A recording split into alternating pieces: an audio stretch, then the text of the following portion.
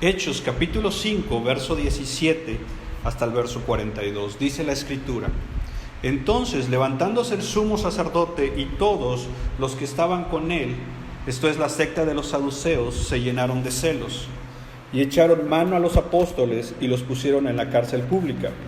Mas un ángel del Señor, abriendo de noche las puertas de la cárcel y sacándolos, dijo: Id, puestos en pie en el templo, anunciad al pueblo todas las palabras de esta vida. Habiendo oído esto, entraron de mañana en el templo y enseñaban. Entre tanto vinieron el sumo sacerdote y los que estaban con él, convocaron al concilio, y todos los ancianos de los hijos de Israel enviaron a la cárcel para que fuesen traídos. Pero cuando llegaron los alguaciles no los hallaron en la cárcel, entonces volvieron y dieron aviso, diciendo: Por cierto, la cárcel hemos hallado cerrada, con toda seguridad, y los guardas fuera de pie, ante las puertas, mas cuando abrimos a nadie hallamos dentro. Cuando oyeron estas palabras, el sumo sacerdote y el jefe de la guardia del templo y los principales sacerdotes dudaban en qué vendría a parar aquello. Pero viniendo uno les dio la noticia: He aquí los varones que pusiste en la cárcel en el templo enseñaban al pueblo. Entonces fue el jefe de la guardia con los alguaciles y los trajo sin violencia, porque temían ser apedreados por el pueblo. Cuando los trajeron, los presentaron en el concilio, y el sumo sacerdote les preguntó diciendo: ¿No os mandamos estrictamente que no enseñaseis en ese nombre? Y ahora habéis llenado a Jerusalén de vuestra doctrina y queréis echar sobre nosotros la sangre de ese hombre. Respondiendo Pedro y los apóstoles dijeron: Es necesario obedecer a Dios antes que a los hombres. El Dios de nuestros padres levantó a Jesús, a quien vosotros matasteis colgándolo en un madero. A este Dios ha exaltado con su diestra por príncipe y salvador, para dar a Israel arrepentimiento y perdón de pecados. Y nosotros somos testigos suyos de estas cosas, y también el Espíritu Santo, el cual ha dado Dios a los que le obedecen. Ellos, oyendo esto, se enfurecían y querían matarlos. Entonces, levantándose en el concilio un fariseo llamado Gamaliel, doctor de la ley, venerado de todo el pueblo, mandó que sacasen fuera por un momento a los apóstoles. Y luego dijo: Varones israelitas, mirad por vosotros los que habéis hacer respecto a estos hombres, porque antes de estos días se levantó Teudas diciendo que era alguien. A este se unió un número como de 400 hombres, pero él fue muerto, y todos los que le obedecían fueron dispersados y reducidos a nada. Después de este se levantó Judas el Galileo en los días del censo, y llevó en pos de sí mucho pueblo. Pereció también él, y todos los que le obedecían fueron dispersados. Y ahora os digo: apartaos de estos hombres y dejadlos, porque si este consejo o esta obra es de los hombres, se desvanecerá, mas si es de Dios, no la podréis destruir. No seáis tal vez hallados luchando contra Dios. Y convinieron con él, y llamando a los apóstoles, después de azotarlos, les intimaron que no hablasen en el nombre de Jesús, y los pusieron en libertad. Y ellos salieron de la presencia del concilio gozosos de haber sido tenidos por dignos de padecer afrenta por causa del nombre. Y todos los días en el templo y por las casas no cesaban de enseñar y predicar a Jesucristo. Mis hermanos, es un texto bastante amplio, y de hecho este domingo y el próximo vamos a estar ahí. Y hoy, con la ayuda de Dios, quiero traer ante ti el tema: el fruto de la obediencia, primera parte. El próximo domingo, si Dios nos permite, vamos a concluir este tema. Y básicamente quiero abarcar 2 puntos, o quiero presentar 2 puntos delante de ti. En primer lugar, quiero que respondamos una pregunta: ¿qué es la obediencia? Y en segundo lugar, que es lo que vamos a ver la próxima semana, vamos a ver cuál es el fruto de la obediencia. Esta mañana vamos a hablar un poco de la obediencia. ¿Qué es la obediencia, mis hermanos? En su definición más básica, si tú buscas un diccionario, la palabra obediencia te va a llevar a otra palabra que está relacionada con el acto de obedecer. Obediencia está relacionada con el acto de obedecer. Y obedecer La definen algunos sinónimos como respetar, acatar o cumplir la voluntad de la autoridad o de alguien que está dando una orden. Obedecer es que yo respete una orden, es que yo acate esa orden y es que yo cumpla esa orden. Ahora bien, la obediencia puede darse de una manera, por ejemplo, cuando te dicen que hagas algo y tú obedeces y lo haces. O también cuando alguien te dice que no hagas algo y obedeces. Entonces puedes obedecer haciendo algo y puedes obedecer no haciendo algo. Todo depende de la orden que te den. El ser obedientes, mis hermanos, implica de manera consciente que tú sepas y entiendas que tu voluntad individual está subordinada o depende totalmente de una persona que está con autoridad por encima de ti. Cuando yo obedezco a una persona, yo tengo que entender conscientemente que mi voluntad individual depende de alguien que está por encima de mí, en autoridad. Por ejemplo, mis papás, mis padres. Ellos tienen una autoridad por encima de mí y mi voluntad, aunque yo quiera hacer algo, pero si ellos no me lo autorizan, si ellos no me dan permiso, yo tengo que acatarme a la orden y a la voluntad de ellos. Y yo sé que algunos de nosotros, ya viéndolo desde esta perspectiva, tenemos que ser sinceros y reconocer que obedecer no nos gusta mucho, nos cuesta. ¿Por qué? Porque no nos gusta que nos digan lo que hay que hacer. No nos gusta, queremos ser independientes. No nos gusta que nos digan lo que no hay que hacer. Mucho menos nos gusta que nos digan cómo tengo yo que hacer las cosas. Por eso la palabra obediencia nos cuesta de repente hacerla una realidad de nuestras vidas, porque siempre estamos queriendo hacer las cosas a nuestra manera, a la forma que queremos, cómo queremos y cuándo queremos.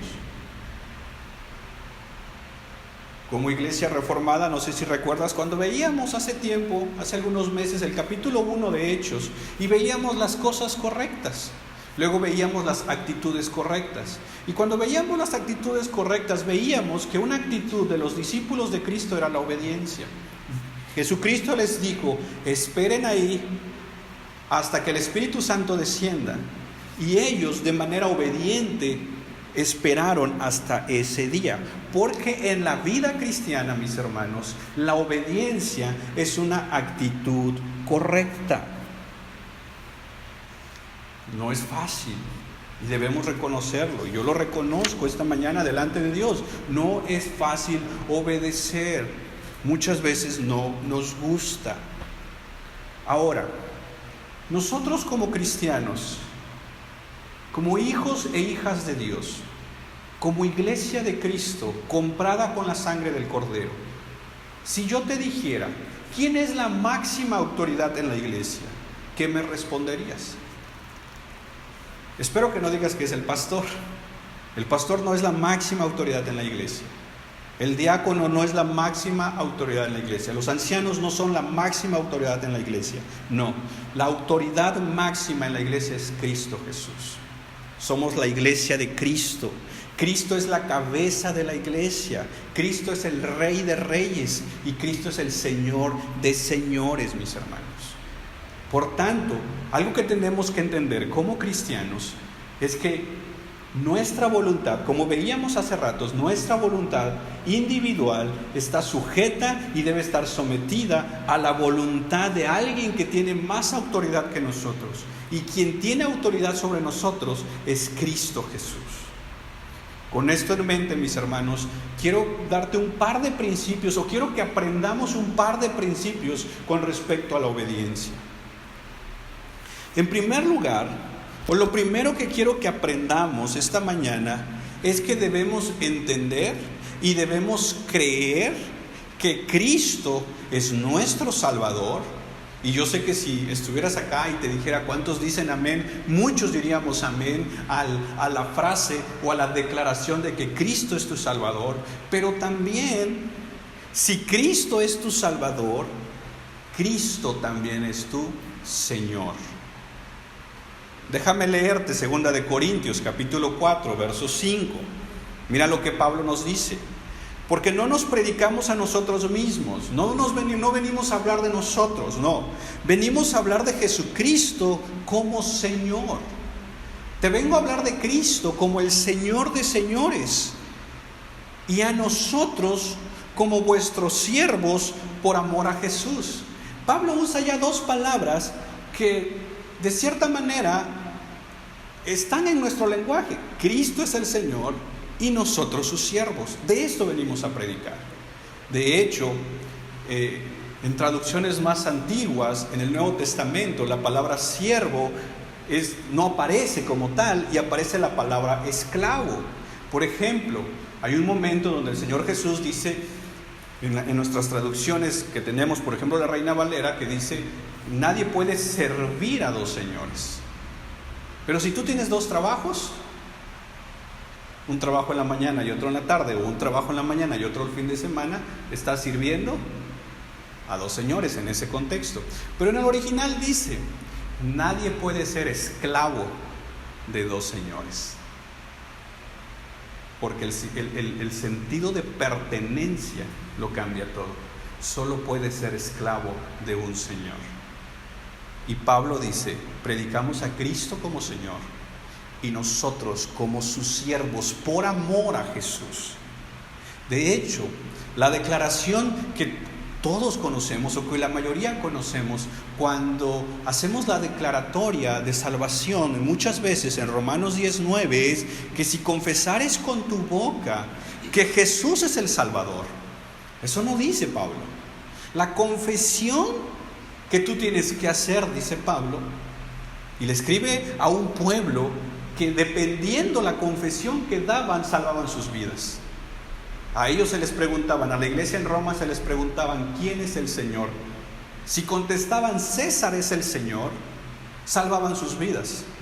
Pero si contestaban, Jesús es el Señor, muchos de ellos eran condenados a muerte, porque tenía que ver con el señorío. ¿Quién es el Señor en tu vida? Por eso Pablo escribe en Romanos capítulo 10, verso 9, que si confiesas con tu boca que Jesús es el Señor, entendiendo que eso va a costarte quizás tu vida misma, y creyeres en tu corazón que Dios le levantó de los muertos, vas a ser salvo. ¿Ves el señorío de Cristo? ¿Cómo Pablo lo presenta? ¿Ves tu posición de siervo? O en una traducción mejor, ¿ves tu posición de esclavo? Sé que no es una palabra común. Por tanto, mis hermanos, para nosotros como cristianos, la obediencia a Cristo no es opcional. Es un llamado que Dios nos hace. Permíteme darte un ejemplo aquí. Hace ya varios meses, por la gracia de Dios, me invitaron a predicar en una congregación.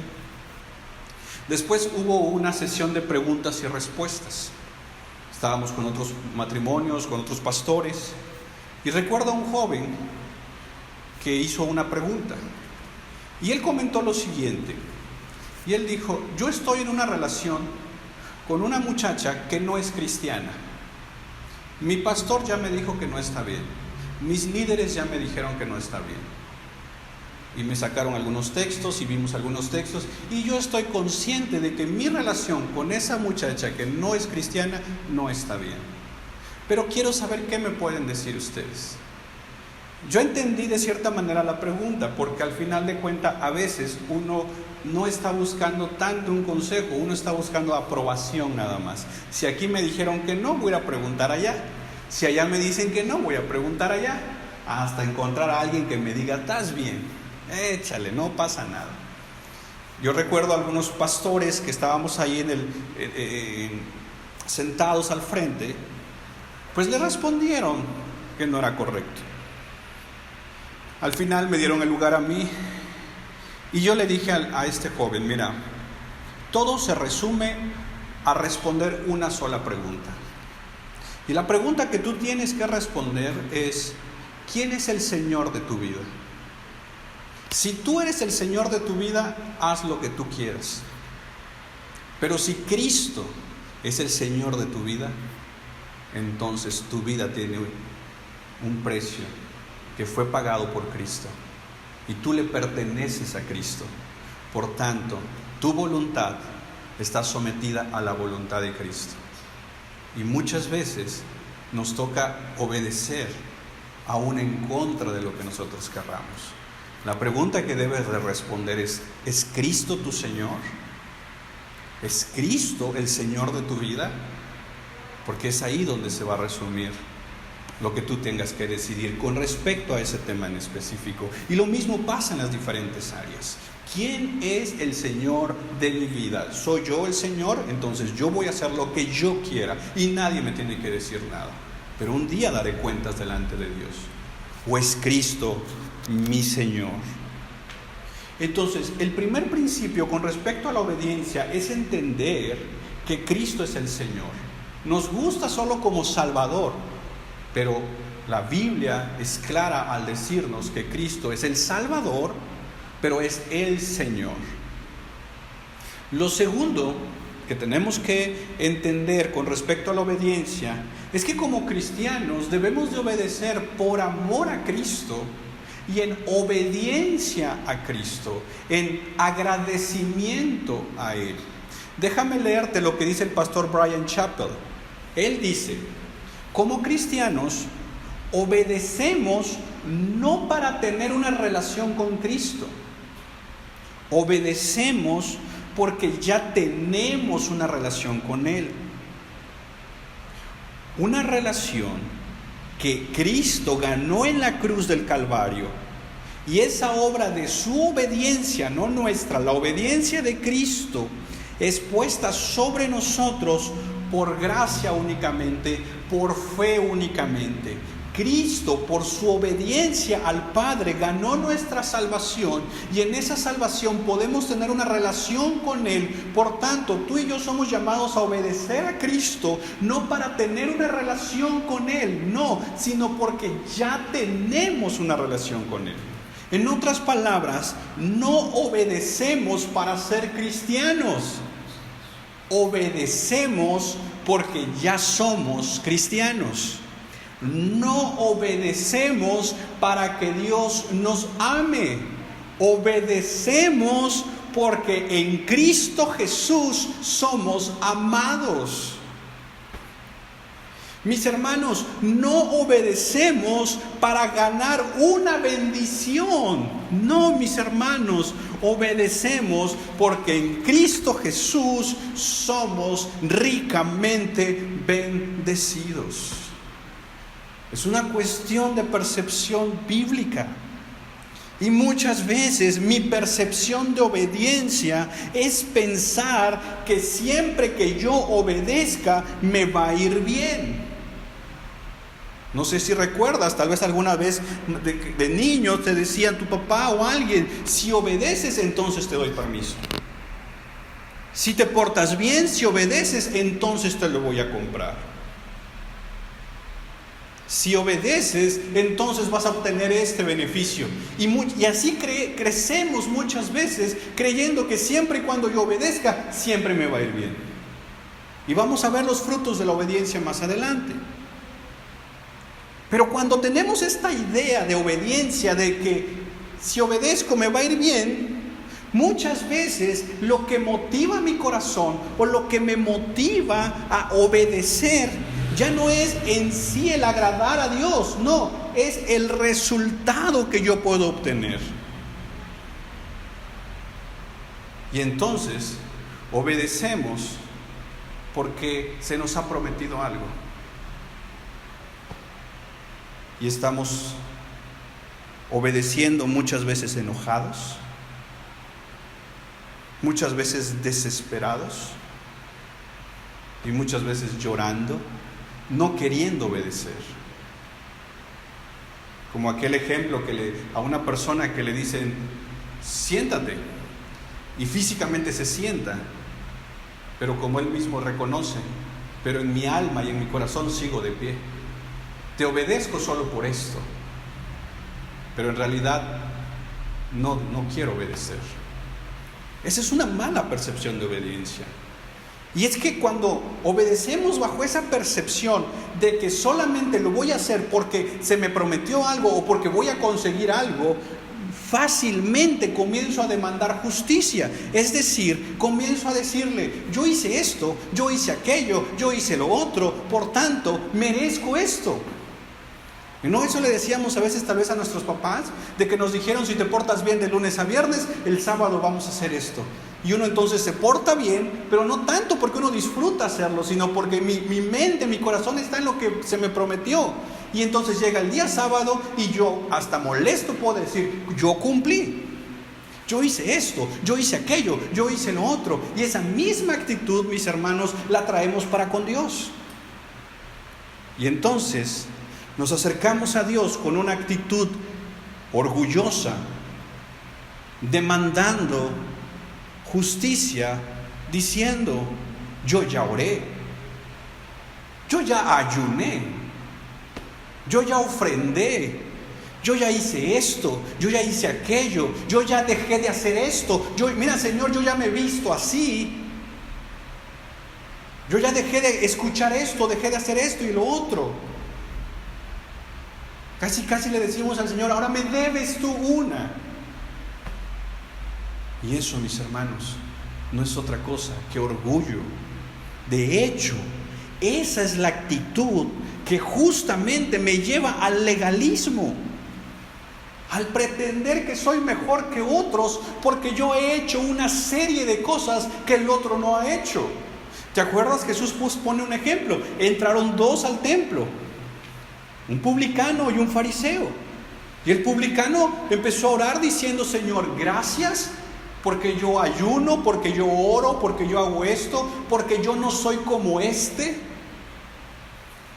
Y mientras el publicano no podía ni siquiera levantar su rostro y decir, sé propicio conmigo que soy pecador, Jesús pregunta, ¿quién salió justificado? Y muchas veces somos como los fariseos. De hecho, el pastor Sugel Michelén dice que somos fariseos o somos legalistas en proceso de recuperación. Porque siempre está eso, es que yo ya di más, es que yo ya hice esto, es que yo ya hice aquello. Por tanto, Dios tiene que cumplir esto o aquello. Y cuando hablamos de la obediencia, mis hermanos, tenemos que ser sabios y saber equilibrar. Porque por un extremo caemos en el legalismo, pero por el otro extremo caemos en el liberalismo, en el cual de decir, ya Dios es mi Salvador, pero no es mi Señor, por tanto voy a vivir como yo quiera. No, mis hermanos, ese extremo también nos demuestra que no hemos entendido el señorío de Cristo. Somos llamados a obedecer la palabra de Dios, pero no para lograr algo, sino porque ya logramos algo en Cristo Jesús y Cristo lo logró por nosotros. De hecho, mis hermanos, de manera personal, yo creo que el obedecer se vuelve una batalla, pero es una batalla de fe. Déjame explicártelo de esta manera. Por ejemplo, el Señor Jesús nos dice que debemos amar al prójimo. Ahora, este es un mandamiento que tenemos que obedecer. El detalle es que si somos sinceros nos cuesta. Por eso el intérprete de la ley en Lucas 10:29 le dijo a Jesús, ¿quién es mi prójimo? En otras palabras, como diciendo, dime quién es mi prójimo o quiénes son mis prójimos y yo los voy a amar. Y es que si a mí me dicen, ¿quién es mi prójimo? Yo los voy a amar. Y a mí si me dieran a mí seleccionar quiénes son mis prójimos a quien yo tengo que amar, hago mi lista, me dedico a amar a ellos y simplemente le voy a decir al Señor, yo ya cumplí. Me dijiste amar al prójimo, amé a este prójimo que yo elegí, pero ¿sabes? Muchas veces resulta que al prójimo que tienes tú que amar, resulta que no te cae bien. O tal vez te hizo daño.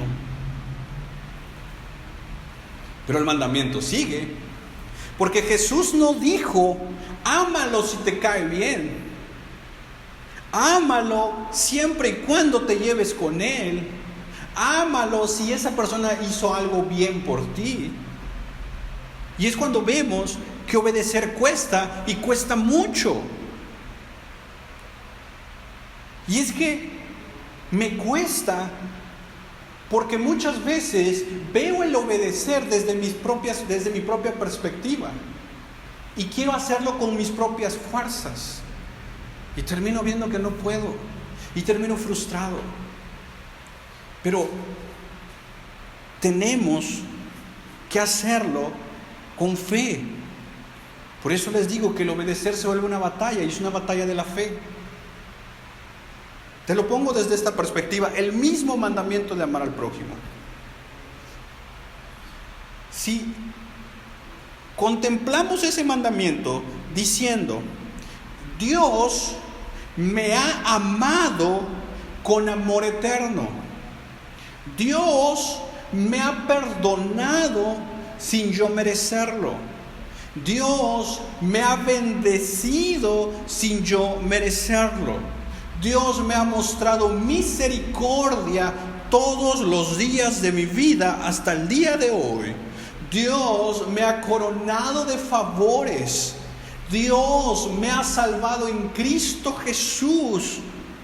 Y ese Dios que me ha dado todo ese amor, toda esa gracia, toda esa misericordia, todas esas bendiciones en Cristo Jesús, sin yo merecerla, ahora me pide que yo ame al prójimo. ¿Ves el cambio de perspectiva? Pero si yo pongo lo contrario de decir, tengo que amar a mi prójimo para que entonces Dios me ame, hermano, te vas a llevar la vida y no vamos a poder. Porque no somos dignos del amor de Dios por nuestras obras, ni por nuestra obediencia. Somos dignos porque Cristo nos hizo dignos por la obediencia de Él, por la obra de Él. Podemos entrar al trono de la gracia porque Cristo pagó nuestros pecados. La salvación es un regalo que tomamos por la fe. Y cuando tú vienes a los pies de Cristo y rindes tu vida al señorío de Cristo, ahora Él te pide hacer, por así decirlo, lo que antes te era imposible hacer. La diferencia es que ya no estás solo en hacerlo. La diferencia es que ahora Cristo está contigo, la presencia del Espíritu Santo está contigo, y tú puedes venir a la presencia de Dios y ser sincero, ser sincera esta mañana y poderle decir: Señor, no puedo, ayúdame, necesito de ti, Señor. Quiero obedecer tu palabra, quiero hacer tu voluntad, Señor, pero no puedo, necesito tu ayuda. Y Dios te promete gracia sobre gracia para salir adelante, para hacer eso, para perdonar eso que parece imperdonable. ¿Y sabes por qué? Porque como dice C.S. Lewis, tú puedes perdonar lo imperdonable porque Cristo perdonó lo imperdonable en ti. Fuiste perdonado, eres perdonado y somos amados. En otras palabras, no amamos al prójimo para que Dios nos ame. Amamos al prójimo porque Dios nos ama. Déjame volver a repetirlo. La obediencia no es fácil. Nos va a costar.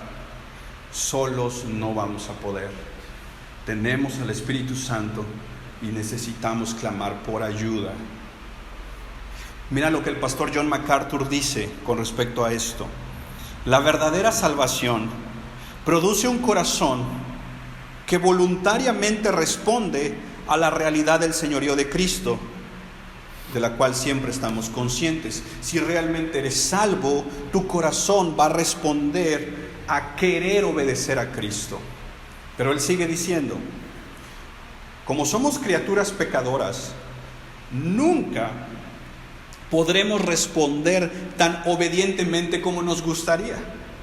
Yo sé que alguien pueda decir esta mañana: sabes, hermano, lo he intentado y vuelvo a caer. Lo he intentado y vuelvo a fallar. Es que tú no sabes, hermano, las veces que lo he intentado y las veces que fallo. Sí, hermano, es que somos criaturas pecadoras. Y muchas veces de este lado de la eternidad nunca podremos responder tan obedientemente como nos gustaría. De hecho, dice el pastor John MacArthur, de hecho podemos llegar a experimentar fracasos. Sí, como cristiano, al tratar de obedecer muchas veces vas a fallar. Fracasos patéticos. Y vas a pasar largos periodos de apatía espiritual. Y muchas veces, dice el pastor John MacArthur, vas a volver a cometer ese pecado. Pero aquí es donde no caemos en el liberalismo de decir, bueno, pues yo hice una oración hace 10 años, sí, pero si tu vida no ha generado ningún fruto, ningún cambio, esa oración no ha servido de nada. Pero si somos creyentes verdaderos, nunca más podremos caer en la incredulidad y rebelión fría y dura de corazón, como nuestro antiguo estado. Sí, cuando yo queriendo obedecer fallo y simplemente caigo en una frialdad de no reconocer mi debilidad, tengo que examinar mi corazón si realmente soy salvo. El cristiano falla en obedecer. El cristiano genuino muchas veces va a volver a caer en ese pecado, pero no va a quedar ahí, porque Dios es poderoso para levantarnos hasta de lo más profundo que podamos caer. Oh, mis hermanos, necesitamos clamar al Señor. Y si tal vez esta mañana tú estás luchando con un pecado que ha sido consecutivo en tu vida, tal vez tú estás batallando en querer obedecer al Señor y querer salir adelante y no has podido, es tiempo de clamar al Señor. Y déjame decirte que tu lucha no es exenta, no eres el único, no eres la única. Permíteme leerte lo que Pedro, precisamente el Pedro que fue encarcelado aquí en Hechos capítulo 5, escribe en su primera carta. Primera de Pedro, capítulo 1, verso 2 dice: elegidos, tú y yo hemos sido elegidos según la presciencia de Dios, el preconocimiento de Dios, Padre, en santificación del Espíritu. Dice Pedro que hemos sido elegidos por Dios para obedecer y ser rociados con la sangre de Jesucristo. Mira el verso 13 y 14 de Primera de Pedro, capítulo 1. Por tanto, ceñid los lomos de vuestro entendimiento, sed sobrios y esperad por completo en la gracia que se os traerá cuando Jesucristo sea manifestado. Como hijos obedientes, no os conforméis a los deseos que antes teníais estando en vuestra ignorancia. Sí, como cristianos muchas veces todavía tenemos deseos, anhelos que quieren deleitarse en el pecado, pero esta es la batalla, esta es la lucha de la fe. O obedeces a tu carnalidad, o obedeces a tus deseos, o los sometes al señorío de Cristo. Somos llamados como hijos obedientes. Sigue diciendo Pedro en el verso 22, habiendo purificado vuestras almas por la obediencia a la verdad mediante el Espíritu, para el amor fraternal no fingido, amaos unos a otros, entrañable de corazón puro. Y en el capítulo 4, verso 17, dice Pedro: porque es tiempo de que el juicio comience por la casa de Dios. Y si primero comienza por nosotros, ¿cuál será el fin de aquellos que no obedecen el Evangelio de Dios? Esta es una advertencia seria que Pedro hace. El juicio comenzará por la casa de Dios. Y si primero comienza por nosotros, ¿cuál crees que es el fin de aquellos que no obedecen al Evangelio de Dios? Y la pregunta que tiene que contestarse de manera personal: ¿somos los que hemos obedecido al Evangelio de Dios o somos los que hemos desobedecido al Evangelio de Dios? Vuelvo a lo mismo, hermanos, no es fácil. Tim Challies dice, o responde la pregunta: ¿cómo pueden los cristianos encontrar el equilibrio entre obediencia por deber y la obediencia por gozo? ¿Cómo es que yo puedo obtener el gozo en la obediencia y no solo hacer las cosas por el deber? Dice, creo que básicamente lo que queremos es encontrar un gran gozo y dejar que ese gozo sea una motivación para la piedad, una motivación para nuestra santificación, una motivación para nuestra relación con el Señor. Eso es lo que estamos buscando, que haya un gozo de tal manera que sea el gozo por obedecer a nuestro Padre Celestial. Sin embargo, dice Tim, somos pecadores. Al igual, la misma línea de pensamiento que el pastor John MacArthur. Creo que hay ocasiones en que no tenemos el gozo que deseamos. Es decir, a veces no queremos obedecer. Hay ocasiones en que el gozo es muy difícil de conseguir. Por eso es que la vida cristiana implica muchas veces que sea una vida de disciplina. Debemos examinar nuestras vidas y muchas veces nos preguntamos, ¿qué necesito hacer en mi vida? ¿Qué reglas necesito establecer en mi propia vida? No para salvarme, pues eso no me va a hacer más acepto en Dios. Ya somos aceptados por Cristo Jesús, pero sí necesito poner cierta disciplina en mi vida. ¿Qué reglas, qué leyes, qué regulaciones tengo que poner en mi vida para evitar el pecado? ¿Dónde necesito imponerme una obligación? De nuevo, no para salvarme, sino porque somos salvos. Y cuando respondes a esas preguntas, te das cuenta que somos llamados a una vida de disciplina. Te pongo un ejemplo básico. Tal vez tú puedas decir, esta semana que he estado en mi casa, o estas semanas que he estado en mi casa, estoy viendo más televisión. Me la paso más viendo televisión. Y no estoy diciendo que ver televisión sea pecado, pero si cuando empiezas a poner en una balanza el tiempo que ves televisión con el tiempo que estás leyendo la palabra de Dios, meditando en las Escrituras, orando, y ves los tiempos, sería bueno comenzar a tomar una decisión personal. ¿Dónde quieres pasar más tiempo? Para tu santificación. Ese es como un ejemplo. Porque ese es el objetivo, dice Tim. Tener ese gozo que desborda en la obediencia. Y yo sé que tú puedas decir, hermano, pero o muchos nos escudamos en decir, es que no lo siento. Y si no lo haces, menos lo vas a sentir. Como dice Spurgeon, si no tienes ganas de orar, ponte a orar.